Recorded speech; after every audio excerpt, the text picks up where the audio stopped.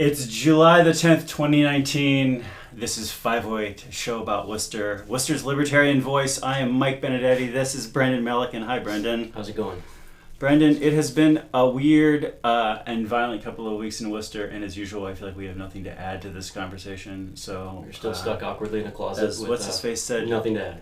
That of which we can say nothing, we must pass over in silence. All right. But who said that? Some guy whose name will come back to me in about 2 seconds. Okay, great. This week's guest is Laura Clancey, challenger for the Worcester School Committee. How are you doing, Laura? Good. How are you? Good. It's great to have you on the show. Thank you for having me. Why are you running? Well, first of all, I'm running because I have a daughter in the school system, and she will be a 7th grader at Forest Grove next year. And I have a 2-year-old at home. So the parent perspective is something that's not on the school committee right now. So I think it's something that we need to get on the school committee. I also have been working in the education field for over 15 years. My background is in education. So it was kind of an easy thing for me to do. I've always been involved in, politics in Worcester, paid very close attention to everything that's going on. So now I believe is my time to get involved and to try to make a difference. What's your education background? So I have my bachelor's is in early childhood education from Worcester State. Mm-hmm. So when I graduated, I was teaching in a preschool for a little bit. And then I ended up going, actually a couple of years ago, I got my master's of arts in educational psychology from AIC out of Springfield. And then I've been working in the education field with the Department of Youth Services for over 15 years. Tell me about what you've been doing for them. Sure. So what I do is I'm the education and career counselor. So essentially when the students come into DYS custody, they're usually brought in due to criminal, charges that they've been picked up on. Okay. And I work with them in the capacity when they're in programming. I work with the school systems. Worcester is my biggest one, but I cover about 20 to 30 other school districts, Central Mass location. Wow, okay. So when the students come in, I work with the district and I get all their records and I make sure that they stay on track in order for what they would do if they were, had stayed in the community in school. So their classes match up, if they need MCAS testing, anything of that nature. So I keep them on track, but they could be doing like their high set or their GED, or if they're doing anything post-secondary, college courses, or vocational training, so all of that. And then when they transition back to the community, I work with the school districts for a smooth transition. So I work with the families, mostly the school administration, to get the kids back in, and then they're with us either until they're 18, 19, or 21, depending on what their charges were. And then I work, school discipline, attendance issues, anything of that nature. I work with the school administration on. Okay, so you're obviously very experienced with the question of school discipline. Yes. And it sounds like as well as you're at least somewhat familiar with dozens of local school districts. I am. Yes. Okay. Like, can we skip a question because it's relevant? So, based on your experience with DYS, Mm-hmm. and layering that with the conversation we've been having in Worcester for the last couple of years about suspension rates and whatnot, is there anything that you could share based on your observation of other districts and how they do things in comparison to Worcester? Like, are we that different in the way we handle discipline issues in school that might lead to DYS? I think years ago, I would definitely see a difference. I could say years ago, Worcester was black or white on issues. Mm-hmm. You have, a joint in school, you're gone for the rest of the school year, under their drug policy. And I used to see other school districts tend to work with kids. They would suspend them, but not for as long. Mm-hmm. But now I do see Worcester doing a better job on their length of suspensions. Mm-hmm. I think we're dealing with, it's an urban school district compared to what I'm dealing with in Southbridge or Webster or the smaller towns. I think things are getting better. I think Worcester has a lot of alternative programs for students, and I think those are huge. Mm-hmm. I do think Worcester has to do a better job of documenting school suspensions. I will say that, because I see school suspensions from, 7 different schools across the city, and they're not doing a good job of how they're documenting their school suspensions. What do you mean by documenting? So you have certain codes in, for suspensions. I don't know if there's 1 through 10. I don't know how many there actually are, but let's just say there's an assault. It's an assault and battery or something, and then they have a narrative section. Mm-hmm. And schools not all schools across the board do a very good job at the narrative section. Some schools have left it blank. Some schools do a very good job at it. I think we need to do a much better job at documenting that narrative section on what happened, what were the circumstances, to make sure when we do have issues and people question why are there, higher suspension rates for a certain group of students, compared to other students, if we don't have the documentation there, then, it's going to come down to implicit bias or, why are these kids being suspended? Mm-hmm. So we need to do a much better job at that. Okay, because otherwise you're just looking at it and it's saying this student was suspended for a day and this student was suspended Absolutely. for 5 days. For 5 days. For the same code. Yep. What's the deal? And if nobody writes anything And down. the codes aren't going away. I Yeah. mean, there's state codes that we have to, follow so that they can track, Sure. suspension rates. Sure. So they're not going away. So what can we do? We can make sure that we're, putting a policy in place that the narrative is, pretty much straight across the board. That everyone's documenting it the same way. So, and some members of the school committee were claiming that the data that the school department was putting out relevant to discipline issues and whatnot. Is that what you're saying? Well, that's where, that's where I'm coming. Okay, Yeah, that's yeah. where, because that was the topic of this year. And I, Yeah. could there be, a bias? Absolutely, there could be. But will we ever be able to get to the root of the issue if we really can't say without tracking tracking it? Yeah. We're never going to be able to get to the root of the issue. And we've had a similar problem. I mean, we talked about this years ago, Mike, with the police department too, where it was just something as simple as the Department of Justice on the federal level had changed the way they coded Right. certain crimes that were almost entirely either they spanned from like rape to sexual assault. And there was a period where in Worcester it looked like there almost were no we had this huge dip Right. in sexual assaults, and it wasn't that crime rates improved. It was that the Department of Justice had updated their coding and we didn't follow suit on a local level. So when those stats get up to the point where they're actually dissected, the data pool wasn't actually relevant to anything really. Right. It was, if you asked internally at the police department, it might mean something there, but there was no way to really compare us to like Springfield or Hartford or whatnot. I don't understand why that's such a challenge for Worcester to realize how important that is outside of our borders, though. You know what though? I mean, I can understand. Like you said, like you have to have a coding system, and it's not going away. Like you can't have a system that's like a perfect.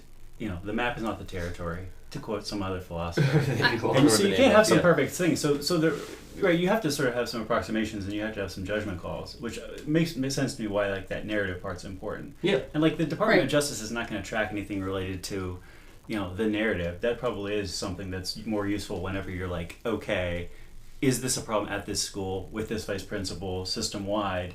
You can sit down and read those and try to get a sense of what's going on. But that most years you're never gonna. Yeah, and I don't mean to put Laura on the spot when going on a tangent about the police department. The point is just that you can't have any conversation unless you agree on your terms, right? And I feel like that's something that we've stumbled on a couple times here in the city, in that we might be having one conversation while the state or the federal on the federal level, it's a completely different conversation taking place because they changed the terms, and it is kind of on us to make sure that we're keeping pace with that, so that all of the reporting we're doing is relevant, and we can look at wider swaths of the population to be able to make comparisons to see how we're actually doing. I also agree that I also think that it comes down to a training issue too, because you do have people coming in and out as administration in the school system, especially this time of year. Mm-hmm. Even for me, when school gets back in, I have to do some research and find out, okay, who's still VP over at Doherty, who's over at So I think, and then it comes down to making sure that we're doing thorough training every year on how people are documenting school discipline. All right. So let me I just want to make sure we're asking all the candidates the same questions. Okay. So the sort of the follow-up to why you're running has been, how have you been active in public life in Worcester up until now? Yes. And it's, certainly like career-wise and like parenthood-wise, it sounds like you've been doing a lot. Is there any other public stuff that you want to? Well, I mean, I ran because I'm done now that my daughter's out of Nelson Place. I was the PTO president for 4 or 5 years. I think it said 5 years. So, and, for the last 5 years up at Nelson Place. And I know sometimes people like the stigma of PTO, but I think what is the stigma of PTO? Well, that movie, what was it? Bad Moms. I always refer to that movie Bad Moms because it's, and it's nothing like that, believe me. Sometimes I wish it was. But, I think what people don't realize is what I dealt with some of the issues as PTO president, you would be mind-boggling to people. I dealt with bus stop issues. And I was at a bus stop meeting with parents in the afternoon, figuring out what was going on. It was a dangerous situation because we had kindergartners crossing Holden Street. So I had to and I had to go down, try to meet with transportation, then, talk to school committee members on we needed to fix this. And luckily we got it fixed. But the PTO president is a person that, parents they don't get anywhere else, they're coming to you. So it held a lot of weight. And it was important to get parents involved in the schools. And that's a huge deal for me, is to make sure that we have schools where parents are comfortable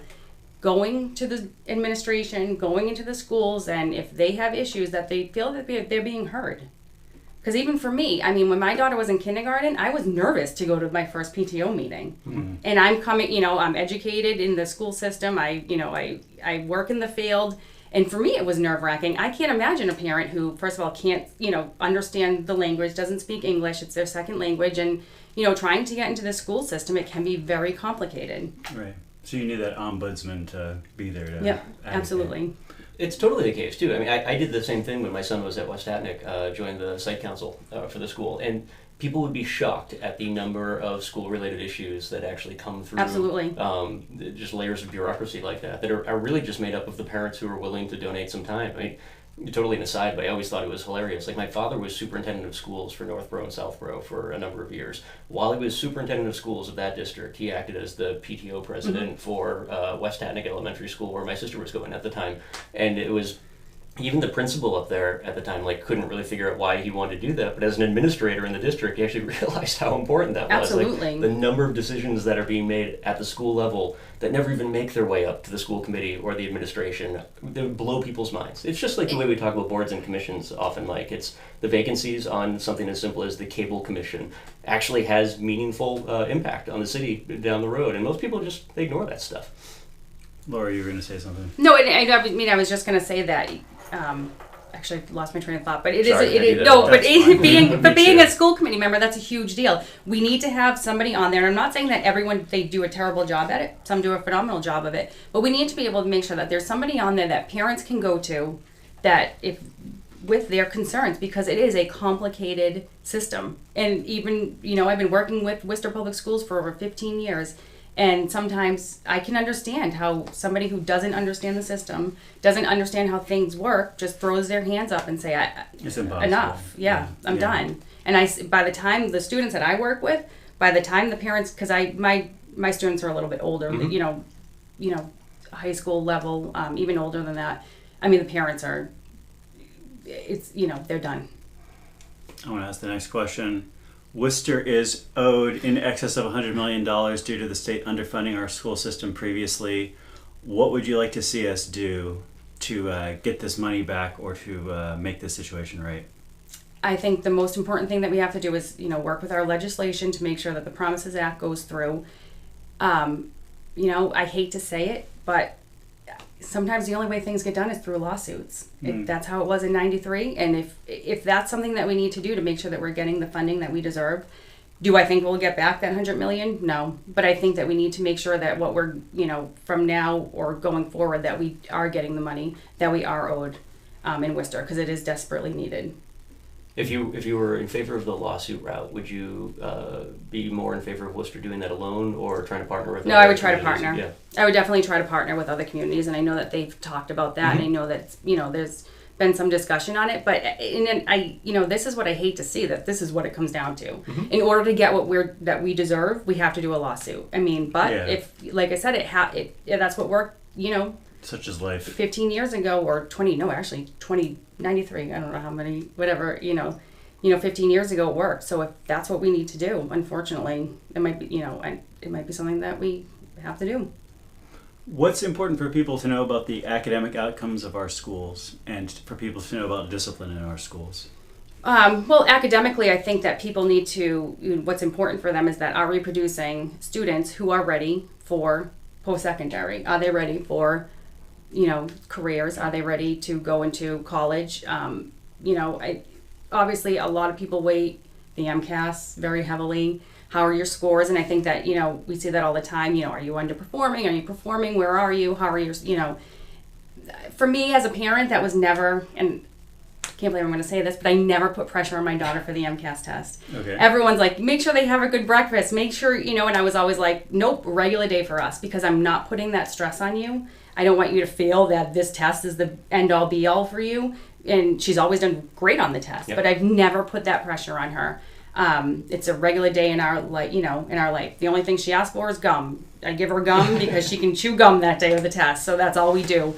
But and I think it's important that people, our graduation rates, I think Worcester does a very good job at graduation rates. I think that what people need to understand is that Worcester has a lot of good programming. I work a lot with the alternative schools, and some of the, the alternatives to your traditional classroom, I think they do a great job at.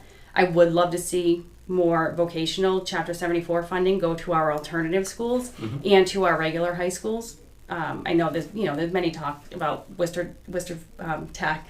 I will always call it Worcester Voc. Always. My husband graduated from there. It will always be Worcester Voc to me. I think that, a lot of kids, the kids especially that I work with that would benefit from Worcester Tech won't ever get into Worcester Tech. So I want to try to make sure that we're getting, funding for those services at the either the comprehensive high schools, or mainly I would love to get them more at the alternative schools. The Gerald Creamer Center, the Worcester Alternative School, that's one of my big things, is to try to get funding for them. Yeah, it is crazy when you mention your husband, so I'm going to guess if he was the old tech, similar in age, and it's funny how that program, I think oftentimes is viewed as almost our alternative program. Years ago in it was. In the 90s, anyways, when I was coming through the public school system.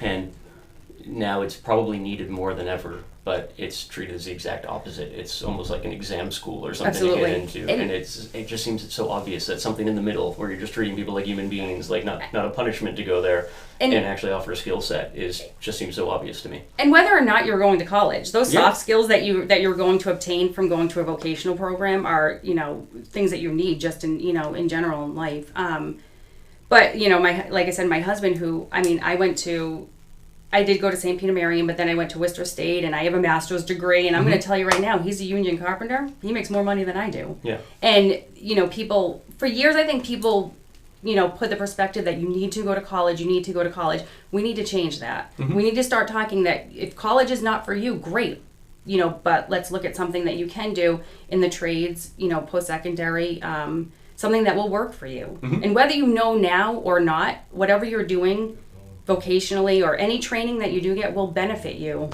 Yeah. Whether, whatever you decide to do, 30, because that's when most of us figure out what we really want to do and, for the rest of our lives. When you reach that age, you'll have at least the skills to help you. Oh, totally. But just look at the three of us. Mike went to Caltech, he went to Worcester State, I never finished college, and we're all still sitting in the same closet together. Absolutely. So we are. It doesn't matter where you started from. Well, we should mention that there's a script that we're supposed to say what we're doing. I don't know what it says. We're WCCA again this week. It's occurring to me, like watching the video as I'm trying to edit, trying to run the camera here. Like, I feel like we're all sitting at like weird positions. These chairs are terrible. These chairs are so terrible. If everybody looks weird in this, it's not because people are tired or have some kind of medical problem or are bored. It's because these chairs are terrible. Anyway, we'll have to do the next one standing. We probably should. Laura, what do you think about sex education? No.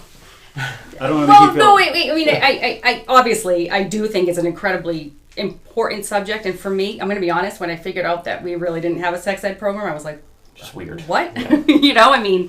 I honestly thought it was something that we had. Because I know my daughter has health, and they do get into some components of it. So I think I'm going to be honest. I thought the way that it was rolled out on everyone's was not good. It just wasn't rolled out in a way that we all could have probably worked together and come up with a good curriculum. I do think that we need a comprehensive sex ed curriculum. Working with the students that I work with, I know that they don't. We think that they know, but they're learning everything from the internet. Yeah. That's where you're getting your information. So we need to make sure that the information that they're getting from the internet is accurate, and that they're taught safety, and they're taught, pregnancy and everything. We all know that, the STI rate in the Worcester Public Schools is very high. Talk to these teachers and and the, you know, the clinicians in the schools, and they're like, you have no idea, like, the things that these kids just don't realize. What they need to do for prevention and everything is mind-boggling. So we definitely need to be there. I think we all need, well, I think it's important that we listen to what the state frameworks come down at and what they want, because, you know, so then we can kind of build off that. But we need to find one that works for Worcester. Whether it's, you know, I mean, I'm not opposed to, I've always said, couldn't we develop our own curriculum that works for Worcester? But then, you know, then you take away, it's not evidence-based, it's not, you know, so, but I'm not sure. I've seen some good ones. I'm not sure, you know, I think we all need to work together, listen to the community, listen to parents, because there were some things that I saw in one of the curriculum that was, you know, expected to be rolled out that I was questioning for my own daughter. But that was because I just went on the internet and started Googling what is in this curriculum, and when some of the information, then, because that's how I got the information. So yeah, we need it, and we need to find one that works for our, you know, the students in Worcester, all the students in Worcester, the 25,000 plus students. I mean, they were talking about a junior high curriculum. I think there are some things that could be taught starting in kindergarten, and, you know, absolutely. So we'll see how it all rolls out. And I hope that I get to be part of that, whether I'm on the school committee or not. As a parent, I would love to be involved in the decisions that are being made. Okay, now we're recording again. Wittgenstein, Brendan. That's who it was. That's the name of the. That's the name of the was more than 2 minutes, but I thought you'd give it up. Laura, we kind of covered some of this question previously, but I'll ask you this question because I like to ask everybody the same questions. What's your experience with education policy, and what in your life has helped you understand how your decisions would affect our 25,000 students? So I have been involved just with what I do for my job in developing some different policies for the Department of Youth Services, and when it comes to education, just like policies on like how they do their high set, policies on post-secondary, policies on different curriculum. So I have had some experience on that. I mean, obviously with the Worcester Public Schools, it would be a much larger policy scale, but I would like, I'm definitely one of those that's very open-minded in listening to everyone's perspective and doing what would be best for the 25,000 plus students that we have. Not only them, but we also have over 4,000 employees that we have to think about. So, I mean, that's where I stand on policies. I mean, I would do what was best for not, obviously even being a parent, but also working with the inner city youth. I'd have to do what was best for the, majority of our students. Yeah. And that's very important to me. Yeah. I mean, like I said, I don't know anything about education policy. Just something that I read about. Something that I read about studies as I'm trying to make sense of it. Is these studies is these issues where you sort of have to make those hard choices. Like whenever you're trying to figure out, should we be suspending should we be getting disruptive kids out of the class ASAP because it's going to be so much more helpful to the other students, or should we be trying to keep those kids in the class because it's going to be so bad for those disruptive kids to be expelled, suspended, whatever you want to say? No, I do. This is where I stand on that. I do believe that if, there are some situations where I think students do benefit from the alternative schools. I don't like the idea of out-of-school suspensions. I know that it does happen, but I would like to utilize it a little differently. So like maybe looking at using the kids who get suspended for marijuana uses, let's just say, maybe looking at using, for example, the recovery school as a place they can go to get educated on drug use or something. Instead of out of school suspending them, put another program in place that would work, that could help them. So that's one of my thoughts. I mean, I also think there are a need for the alternative schools. Some kids do better in a very small school setting. And there's credit recovery programs, but I also like the idea of full inclusion programs, keeping the kids. That's why I'm sending my daughter to a public school. I could send her to St. Peter Marian, but I want her in a school system that looks like the global majority. Yeah. I want her, I do feel that my high school, I was sheltered. I went to St. Peter Marian. And when I got out there and started working with, the students in Worcester, I was like, God, I think I missed out on a lot of things. I missed out on different cultures. I want my daughter to experience, my children to experience that. So I do think that, you know what, whether we change the dialogue on how the teachers are teaching to the students, maybe it's not your traditional classroom, you know, the desk lined up, or maybe there's groups at the table, you know, maybe there are things that we can come up with. And I do think that the newer teachers that are going through because even when I went through my bachelor's degree, I knew that, you know, the traditional classroom wasn't really working anymore. So I think that as we see teachers changing, I think that we'll see a lot, you know, deal with things differently on how we're teaching our students. Okay. Doherty was kind of off the chain in the mid-90s. I don't know, your parents might have made the right decision sending you to well, it was funny. What my youngest sister ended up going to Burncoat. And so, you know, so she ended up graduating from there. But I do remember Doherty and the many friends there. So yeah, it was, you know, a funny thing too that, you know, so your daughter goes to Nelson Place. My son just left Forest Grove, and his experience there, especially 7th grade, which is like the worst year of school for every human being on the planet. But his experience there wasn't so positive, and it was mostly Nelson Place kids. We blame you folks. It was really. Well, it's funny. So he came from West Hatnick, which is one of the smallest schools in that quadrant. And because they're cluster based at Forest Grove, which they weren't when I went there, it was like the class that you start with, the students that are around you when you start the day, that's who you end the day with, and you're with them for 2 years straight, and the same teachers. Like, you just move through. You don't even see the other floor of a 2-story building while you're there, if everything works the way it's supposed to. Because Nelson Place and Flag Street are so large, student body-wise, he was basically thrown into a cluster that he was only one other kid from West Hatnick in that cluster. So it was just a weird thing where he spent, 6 years, including kindergarten, making friends and whatnot, and then was thrown into a classroom where everybody else knew each other and had known each other for that same time frame. Yeah. But now you're starting from scratch. Right. It was a really weird thing, and that wasn't my experience in middle school at all. I mean, it's one of those things I can't wrap my head around, only because I think as an adult, you never hear an adult say, "Oh, I miss middle school," right? Like, nobody peaked in middle school. Like, it's true. It's pretty much the worst thing ever for every young person. And I remember the one thing that was kind of nice about Forest Grove when I went there, 'cause it's a pretty big school, is everybody was kind of starting on the same page for like meeting new people. You might have every class had like a couple acquaintances or whatnot, but you were really kind of building friendships together, which doesn't seem to be possible for some of the smaller schools in that system. I'm not actually blaming you for my son's terrible 7th grade year, but his take on high school was actually he chose to go to, I don't want him to, and I don't know how I'm going to pay for it, but he chose to go to a private school. And I think, in some level, that's what his drive was. Almost like knowing that everybody there was going to be starting from scratch with this, building their own network and whatnot. Yeah. And I think that we, as parents, I think we do whatever, because my daughter is dying to go to Forest Grove. She cannot wait. I think he had a great year in 8th grade. Once he did make friends with everybody. I mean, it's still a really cool school, but it's and there's going to be new administration there.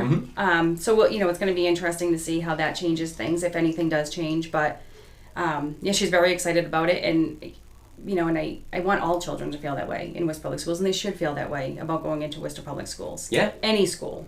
And sometimes that's not the case. So we need to really change that dialogue, and we need to make sure that we have people that work with our students to make sure that they're comfortable. Yeah, no, and it is a funny thing when you think about it too, because you're obviously correct when you talk about the importance of preparing students for whatever comes after their time in the public schools.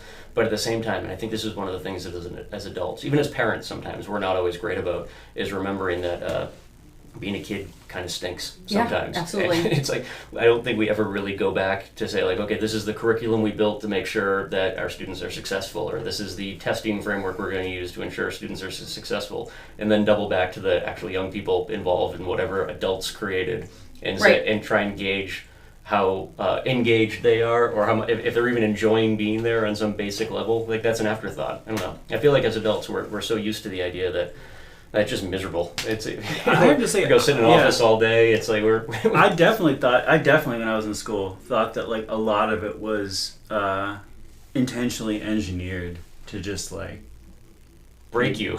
Yeah, exactly. To just be like, this is like part of the labor of this place. Right. And in retrospect, I'm like, it was that nobody intentionally set it up to be frustrating like that. It was just sort of like, oh, whatever. We're not going to worry about that piece. But yeah, no. I know I've mentioned this to other candidates as well too. Like, I grew up in elementary school in the pre-Ritalin days for ADHD. Yep. So what we had was the PEAK program. Yes. And it was, those of us that were not going to be successful at sitting still for 8 hours, but had other interests. They pulled us out of the school, and one day we could be working on a play, or one day. Wasn't that for the super intelligent kids?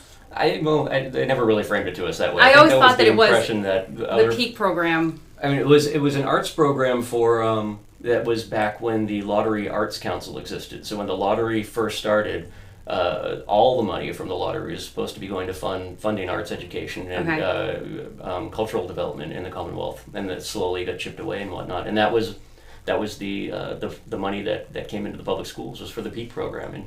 And I guess you might be able to make. But you could probably make the same argument today with kids that we quickly diagnose with ADHD and stick them on drugs. Right. If we viewed things at a slightly different perspective, those might be the hyper-intelligent kids. I think that's what Joanna Lucas is trying to tell everybody right now. And I think that what I think is very important too when you talk about the kids on ADHD and everything, and that I think a huge thing of what I do on a daily basis with my job is I work with the special education department.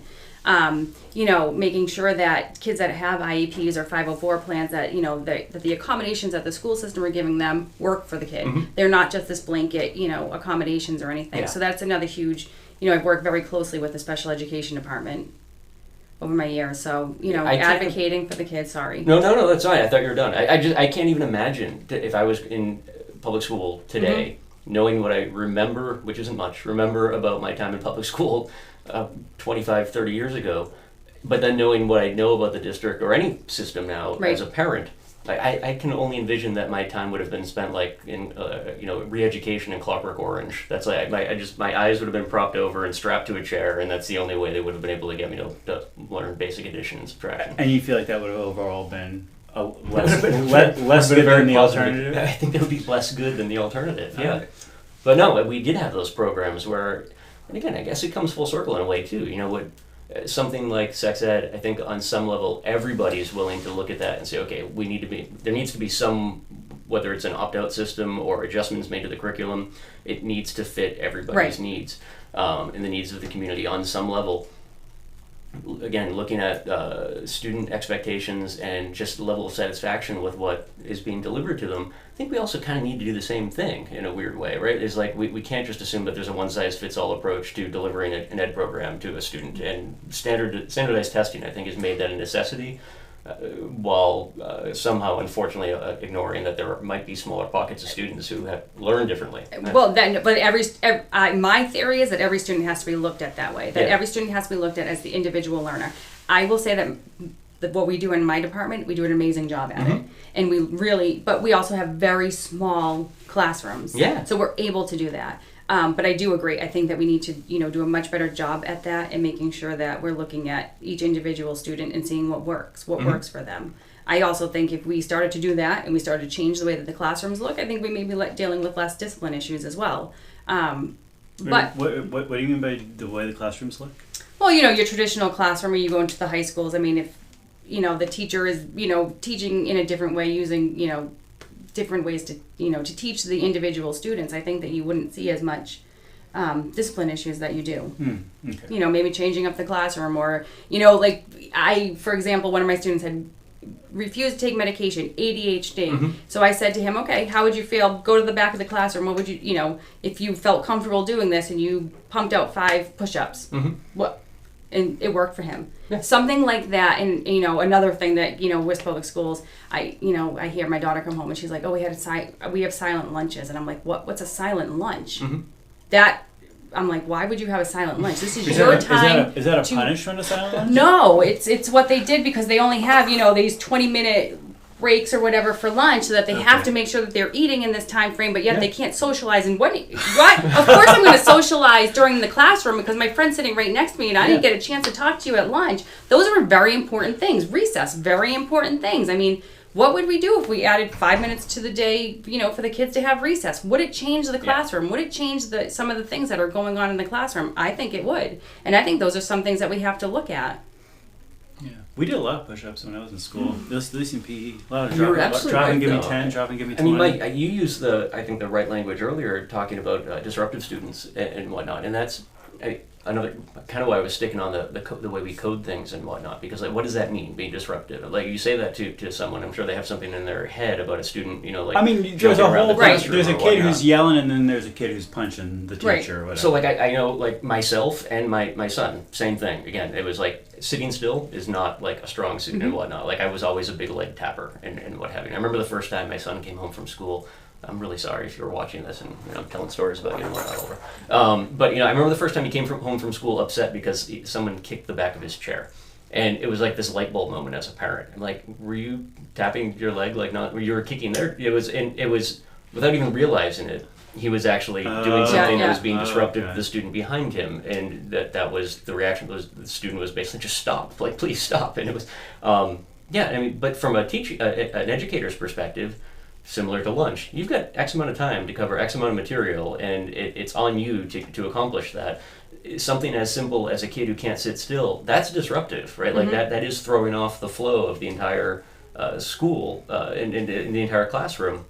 But you can't start tranquilizing students. Right, not every, right. Not all kids can sit still. There's a lot of accommodations that you can make. Simply, do you need a stress ball? Do you need, you know what I mean? And there's these little things. And I do think that, the teachers, I hate to say younger teachers, but teachers who, like, I was, educated in this system not too long ago. But I think that we realize that those things, if you do that, you make a tiny little change in your classroom, it can change the whole environment of your room. Oh, totally. And I think your daughter will have her, because my son just finished with her after 2 years at Forest Grove. But Miss Scarroll at Forest Grove, science teacher, she got that on so many different levels, where, like, she would bring in, all of her chairs have like the exercise bands in the bottom. So kids who do, like, that's how my son learned not to be bouncing his leg constantly and fidgeting. They just tuck their legs into those bands and they just kind of move them in a really small area and whatnot. But kids fidget. And she would bring in exercise balls or like big yoga balls to sit on as opposed to regular chairs. And the kid that's bouncing in their chair and like making a 50-year-old piece of furniture creaky and whatnot, they don't even notice it. It is little things that... Well, and that was one of the benefits of Nelson Place. We had this brand new school building, and you should see the amazing furniture that they have in there. They have like almost like an egg chairs for students, for some of the students who have sensory issues. Just those, but we were, they were very lucky to get that in the school but that's what I mean. That's where school funding comes from. Like, I had a sister who had children in the Weston school system. Every school every student had a bouncy ball, one of the medicine balls at their desk, or not the medicine ball, but the yoga balls to sit at. Are you kidding me? And you know what I mean? Like little things like that. So, how important is it that we get these foundation budgets up so that we can be able to provide these things in our school? I have a friend right now who has, she works at Chandler Elementary. She has not a GoFundMe page, but a page to donate so that she can provide those types of things in her children's classroom. And she's a Worcester public school teacher at Chandler Elementary. I think I said Magnet, but she's at Chandler Elementary. So she has a donation page going right now to try to get the money, the funding to try to provide different seating for her students. Weston doesn't need medicine, but they can buy their own. No, but that's what you talk about, like the funding and the issues. Like, hello, like you said, they can supply their own, but we're the district that needs things like that. Those resources, Brendan, it's interesting to hear you talk about an outstanding teacher in the Worcester Public Schools. I realize now that this is our fourth or fifth school committee interview ever on this show, that there's two questions we should be asking people all along, and one of them, honestly, for my benefit, maybe even more important than asking about the wire, I kind of just want to ask people justify public education, convince me that we should even have public schools. So Mike's not a parent, and then the other, I just like to take. Like I said, I'm just trying to get my intellectual curiosity locked into this issue. So I feel like I have to go down a level. And then the other question is to ask somebody favorite teacher or teacher who had the most positive impact. I'm surprised that doesn't actually come up more from candidates. Well, on their own. I'm surprised it isn't either, because it's one of the things that I try to be for my students is that one person in your life, that who can you look back on? And I'm not saying that I am that for the students that I work with, but I try to be like that person that makes that impact in your life. And you ask, 100 people, I will bet you 80% of them, and 80 of them give you a teacher's name. Yeah. A teacher's name. And that's very important. I had one teacher who, And I think because in high school he taught me like life skills, like how to balance your checkbook, those things which I think are incredibly important to bring that all back to the high school. How to balance a checkbook, what happens with loans and all of this. But and it was a teacher and he was at St. Peter Mary, but he was a teacher at Mr. Pace, and I think that he made a huge impact in my life. Oh, totally. I mean, a lot of my good friends that I met in kindergarten, and we were all animals. I mean, we were truly a class of insane people.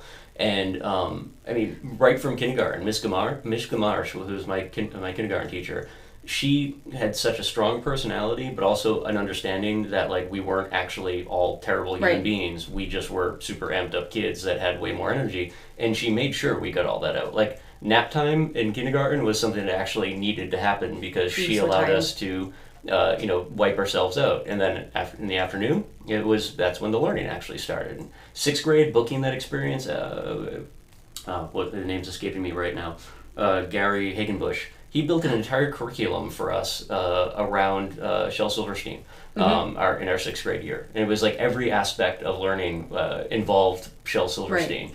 And which is, again, as an adult, is like, I love this just story. knowing that there was so another funny. I had adult a teacher out there. in DYS do that. It was incredible. And I mean, in Shel Silverstein is most of my friends can still recite most of where the sidewalk ends from memory because it was so ingrained in us. But it was such an important part of that year.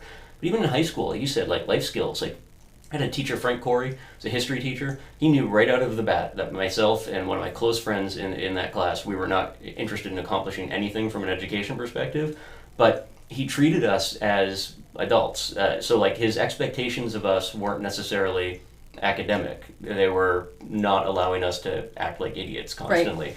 And the way that he rewarded us for that was actually almost bringing him into his universe. So like, he would know when it was just going to be a bad day and basically whisper to us, okay, if you walk down to the hot dog truck at Newton Square and pick me up hot dogs for lunch, whatever, you can just leave. I'm not going to say anything. And yeah, of course we're going to do that. We didn't want to be there, but it allowed him to actually teach.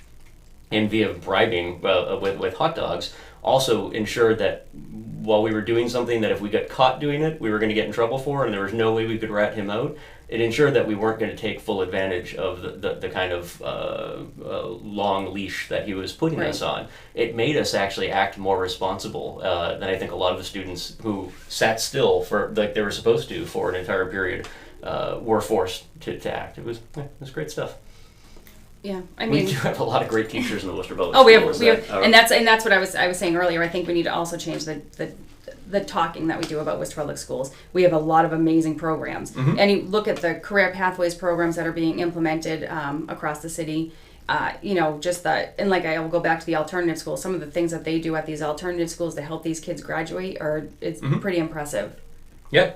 The tools that they use, the computer-based programs that they're using, I think they do a great job at it. Yeah. But nobody talks about it. Mike, who's your most influential teacher? Oh, I mean, this is not an interesting story. Like, when I was in high school and I was trying to figure out where I wanted to go to college, and I was definitely on the college track, it was like my own process. Like, I was not talking to teachers, my parents, other students. I was doing my research. I was figuring out. Yep. I had my plan. And then the week came when it was time to talk to the guidance counselor about this, and he was like, I was in West Virginia where I was going to school, and I didn't want to go to any West Virginia colleges. But he was like, no, you only are going to apply to in-state schools. And that guidance counselor, I don't know how he did it. He really beat me down on this argument, and I was like, fine, I concede. I guess I'm only applying to West Virginia schools. And, then the next week, I was talking to Mrs. Och, who was a great teacher in many other ways, but just this specific conversation was so crucial in my life, I think. And she was like, so you're going to put in these applications? I was like, yeah, I guess I can only apply to in-state schools. And she's like, what are you talking about? And I relate this whole thing with the guidance counselor, and she's like, where do you want to apply to? And I was like, well, this is my plan. She's like, you should just do this. This is a great plan. Just do this. Don't listen to this guy's an idiot. And I did my plan. I got into all the schools I wanted to go to. I ended up going to school in California. I don't know how long it would have taken me to get out of West Virginia. Right. And West Virginia is a beautiful place that I love, but it's also definitely a place that, like, if you don't figure out how to get out of it, you're gonna. A lot of people then choose to go back there, but if they don't figure that out, there's a certain sense of feeling trapped there. If you haven't figured out how to escape the trap, then you're like, I'm happy in this in this place. I don't know how long it would have taken me if college had not pulled me out of that place. Right. And if Mrs. Och had not, I just had a weird respect for people with ties in offices. And so when this guidance counselor was like, nope, you're not going to California. I was like, all right, I guess you have to. I don't even know the tie. My licensure is in guidance. Do you tell kids to go to school? Only go to Worcester State. Only Worcester State. Only Worcester State. Worcester. Yeah, That's you true. never go. Yep, stay right here. Worcester has a lot of options. Worcester does have a lot of options. So I want to change the topic very briefly to commodities news. Brent crude oil is $66 a barrel, up 0.5% on the week and down 18% on the year. Bitcoin is $13,000, up 10% on the week and up 105% on the year. Bitcoin. I have a friend that got into Bitcoin and she swears by it. And I'm like, how's it going? She's like, not too good. I'm like, okay. This week it's got to be going great. Oh, good. Though. Maybe she can buy that coffee next week. It's doubled compared to last summer. It's getting up there. I don't know. Brian, I feel like this is another thing that I feel like we can contribute nothing to the conversation about commodities, but I like to acknowledge this stuff. Laura, how much can you bench? I can bench once, probably, I would say like 95 to 110. Okay. I work out though. Yeah. This is like 1 rep max. Lifetime. I would, because when I knew that question was coming, so I had to think about it, and I was like adding up like the bar and I wish you were gonna say. So I went to the gym, and I was like, well, I almost, but I got your questions late last night. Oh, that's right. So I wasn't able to do that, but I would say like 110, probably one, yeah. If you have a lifetime max, you can make it up. No one's gonna check. Wait. I'm gonna go 290 then. No. I'm gonna go 290 because I know someone gave you 285. Don't listen to Brendan. You cannot lie about this. This is a bad. No, I would definitely say 110 is All right. probably, as of right now, my max. I have arm wrestled candidates in the past, so this is what I'm saying: is don't mess with me about this bench pressing stuff, because we'll bring the bench in here. This is not that small of a room. It's a very small room. We could fit a bench in here. We had the bar. We have to do some sort of shortened bar. We could do it. Yeah. I would do it. Oh yeah, you could do it. Don't test me, Brendan. And you haven't seen The Wire. I haven't seen The Wire. I if I had time to watch TV, I probably maybe would watch it. But I honestly, you don't need at to night watch I'm TV. usually I you read don't need to watch a TV. lot. So I don't watch a lot of TV. I'm in bed by 9:30 most nights. I have a really good friend who just started watching The Wire last month. He's on season 2 now, and the nicest thing about it is just the confirmation of all the thoughts that we've shared about The Wire over the years. It's like I feel like a lot of people have a hard time getting through season 2 because so much of the story changes until it wraps up and whatnot. And just hearing that all over again, so yeah, I was right all along. Yeah, it's nice. Yeah, it does. I feel like a lot of people learn things about the way cities work or whatever from The Wire. It is a really cool series. It sounds like your experience, especially, it would probably confirm some opinions that you have of things, but I don't know that it would make you feel like, oh yes, now I see public education so differently. It seems unlikely. The show each season kind of focuses on a different institution in the city of Baltimore. Okay. So there is an entire season that deals just with public education. But in the relationship between public education, law enforcement, the media, politics, and the war on drugs, that the show is actually wrapped up around. It's good stuff. I definitely have to check it out. Yeah.